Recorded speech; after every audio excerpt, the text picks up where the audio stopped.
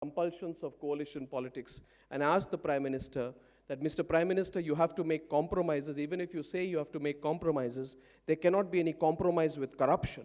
And that cannot be a compromise even if you are running a coalition government. And sometimes when corruption happens right under your nose, Mr. Prime Minister, you must speak. And I had every ethical right to ask that question. Before 6 or 8 months before that, I had staked my career, my life, my profession, my professional responsibilities. Day and night, we were doggedly pursuing every aspect of corruption. We pursued the CWG. We exposed the organizing committee of the Commonwealth Games of Suresh Kalmadi, which was inflating rates. We were exposing Shashi Tharoor in IPL 1. This is much before Lalit Gate happened, so I felt very passionate about it. But when I asked the Prime Minister a question, there was no reply. Much of the media went out and then spoke about how the Prime Minister had snubbed a reporter, rather than asking about the question which I had asked. I had never felt more lonely and more empowered than I felt that day in February 2011. That experience singes my heart. I want to de-Lutyanize journalism. There is no place in the world which has compromised journalism as much as Lutyens' Delhi. And if there is one reason we are launching Republic TV, it is only this reason, that this country deserves a better media than Delhi Gymkhana media. Ask yourself, after Chitra Subramaniam and Bofors 1989, 1990, right up to 2010, May 31st CWG scam, was there no corruption in India? What were all the newspaper owners and editors doing for those 60 years of our independence? They have no right to teach me journalism anymore. I have broken away. I don't believe in their rules. I will break their rules. I will reach the people. I will destroy that very decrepit institutions of print journalism that have existed in Delhi. And if they want to pass a comment on me, my flavor, my style, or the amplitude of my voice, they are welcome to, because I have seen through them.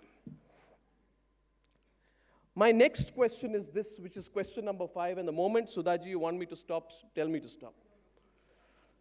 I have a capacity to go on for a long time. I'll carry on for 2-3 hours, but whenever you feel I'm crossing the time limit, please stop me. Can I continue with 2 or 3 examples, please? When I'm beginning to bore you, tell me. Thank you, sir. Republic wants to know, sir. Republic. The Republic wants to know, sir.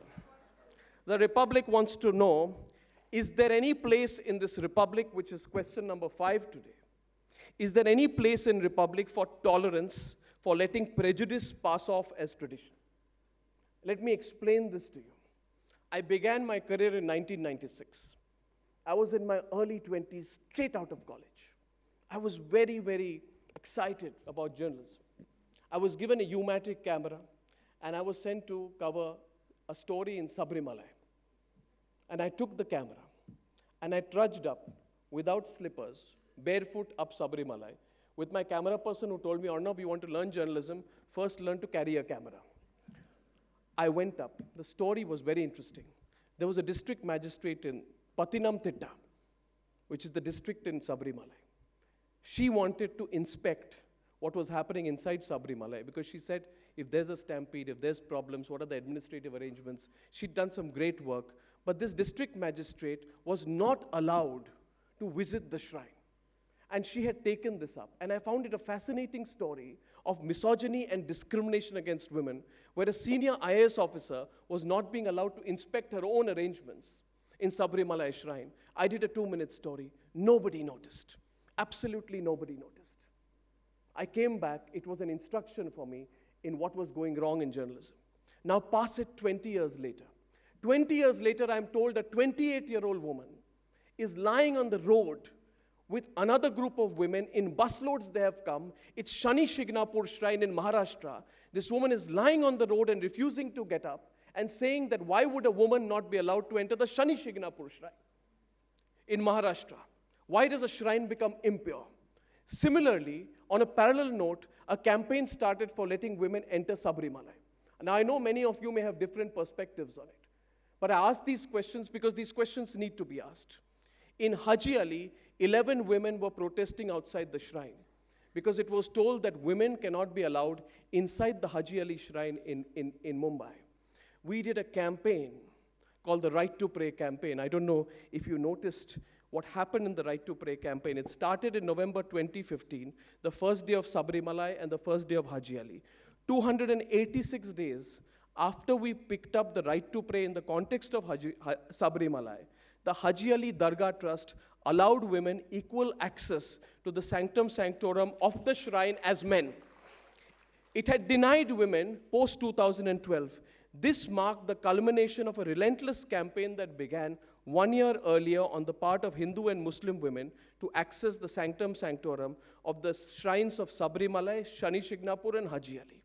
The guiding light of this campaign was our fundamental right to equality under Article 14, prohibition from discrimination under Article 15, and the right to life and liberty under Article 21, which should take precedence over the right of any religious institution or any religious group to manage its own affairs, especially if these practices violate an individual's fundamental rights.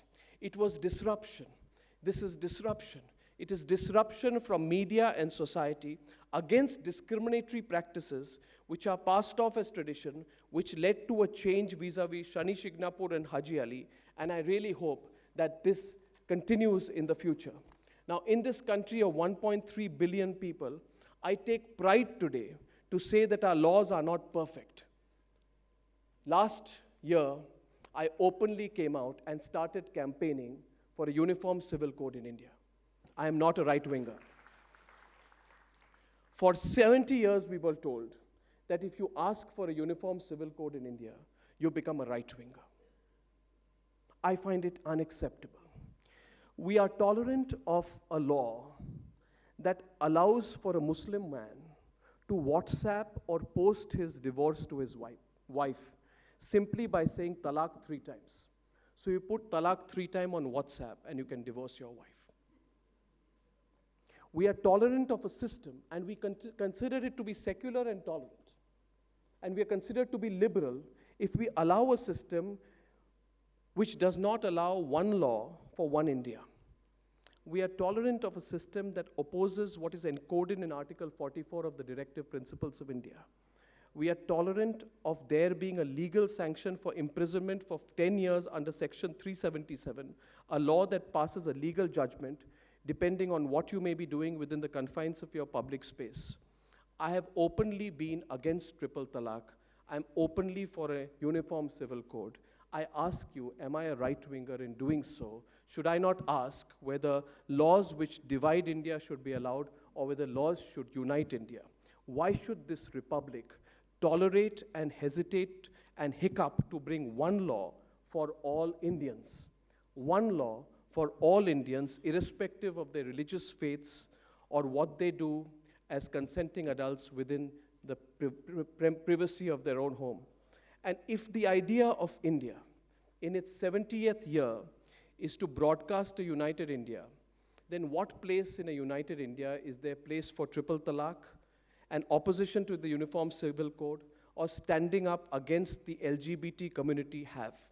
More importantly, and these fundamental questions must be asked, where are the lobbies that protested because Bharat ko tukre tukre kar denge slogans were shut down?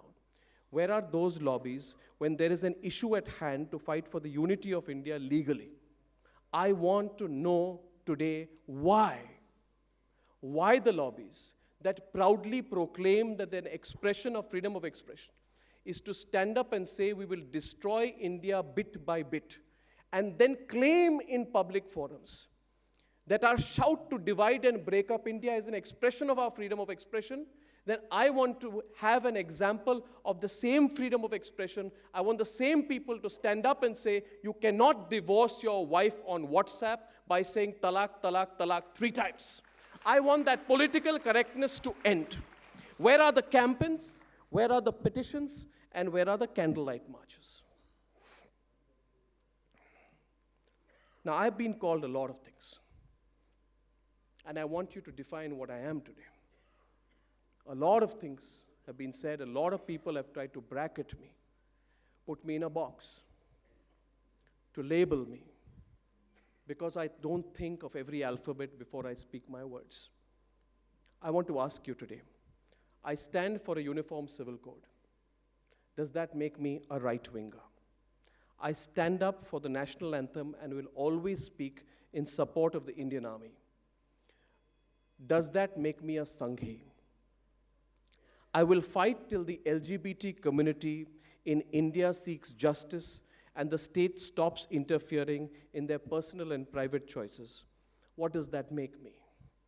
I am against a legal sanction under the garb of religion for men to WhatsApp divorce to their wives on their whims. Does that make me anti-secular? I don't believe in there being gender discrimination anywhere, even if the oldest religious text tells you to do so in whatever religion that is. Does that make me anti-religion? I believe in free markets, and I believe in calling out the hypocrisy of using the garb of foreign funding, American funding, to undertake FCRA violations. What does that make me? And I believe also in calling out polarization by Hindu groups and Muslim groups and Christian groups and every other group, even in thought. What does that make me? That makes me part of this republic. A republic that my team is going to launch for you. You who don't want to be bracketed. You who simply want to see a right and a wrong, and who have the courage to fight only and unhesitatingly for the right. And no, believe me, this is not a leaning. This is black and white. And together, you and I will drive, pave, and create this unimaginable change through Republic. That is my promise today, and that is my promise to you. Thank you very much for listening to me. In 2 months, people have said, on what basis are you setting up a news channel? And I'm saying this to you today. We're setting up a news channel, a movement, on the basis of your love, your hope, your criticism, your affection, your bouquets, your brickbats, and your viewership. Thank you very much for calling me here today and letting me speak among you. Thank you very much indeed. Thank you.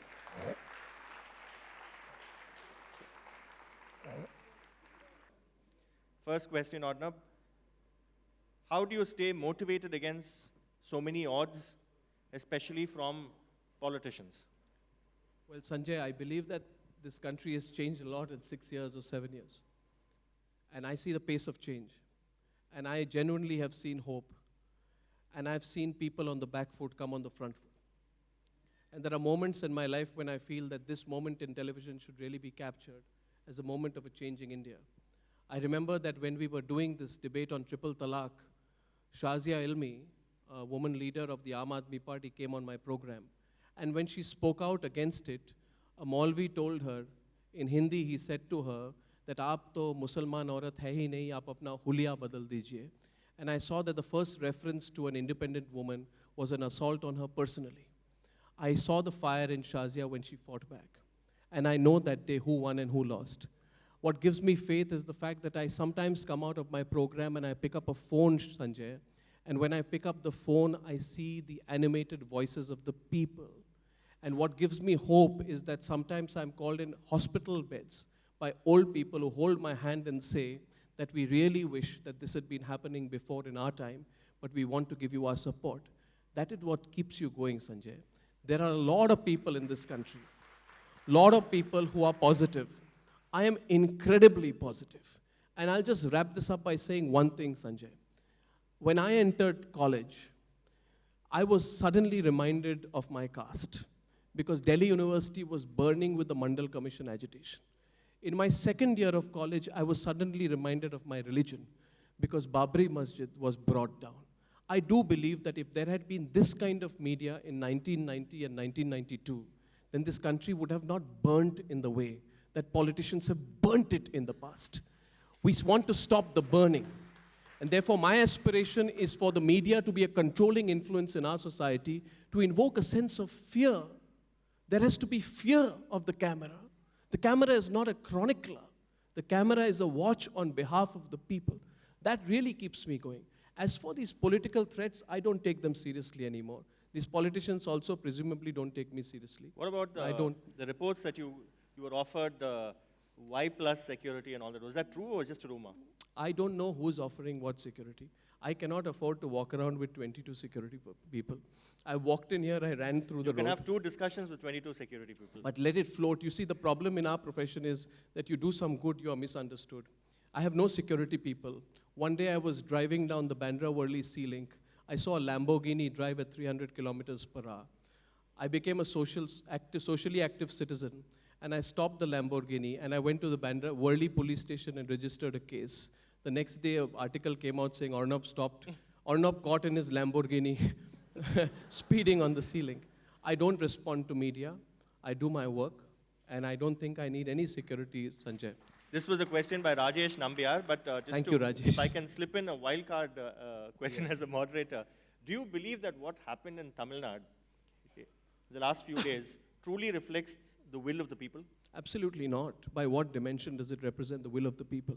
I feel embarrassed in knowing that there are so many people who could have spoken up and didn't. I feel proud of the people who came out and spoke out against the drama that was going on. This is not just wrong. This is not just wrong. This is undemocratic. This is defeating the mandate of the people. The people, under no stretch of circumstances, want a mandate to be twisted in factions and groups and self-styled cults in the way that it has happened in Tamil Nadu, which is why I said that I did miss being on air when What would your topic at the 9 o'clock news have been on the day the float test was held? No, I'm not giving you impromptu questions here. Okay, Usha Balakrishnan wants to know whether the exodus of Kashmiri Pandits, during the exodus of Kashmiri Pandits, why didn't we have the awakening much earlier, which we have now? Yeah, because, Usha, frankly, the media was just chronicling what was happening at that point of time. Even till now, people don't speak up for the Kashmiri Pandits. Because if you speak up for the Kashmiri Pandits, you have to say that Kashmiri Pandits left Kashmir because of the radicalization that happened in the state, because of terrorist groups. Why the media? Even the people who lost their own family members at the hands of terrorists don't speak up. Does Mirwais speak up? Does Mirwais Omar Farooq answer the question, who killed his father? Does Sajjad Lone answer the question, who killed his father? When people don't speak up about the loss that they have suffered in their own families out of a sense of fear, I'm not surprised that the media is quiet. But I can assure you, we have not been quiet on the issue of Kashmir or on the issue of Pakistan. We have, in fact, linked the two again and again repeatedly. Okay, I think I have enough for a 2020 kind of interview, but Omkar wants to know the language of Republic. Are you going to be bilingual or only English? I have, Omkar, you know, I believe in English in the way that we speak English, the way we Indians speak English. And I'm very, very happy to say that there will be one anchor, a very prominent anchor from Tamil Nadu, who will be anchoring on Republic. Because I think the days of this fake British accent are over. And I proudly say that, you know, I studied in Kendriya Vidyalaya.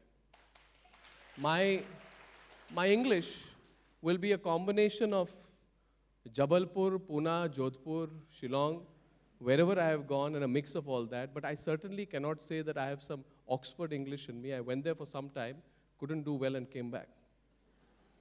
So what is the language? The language is a new language.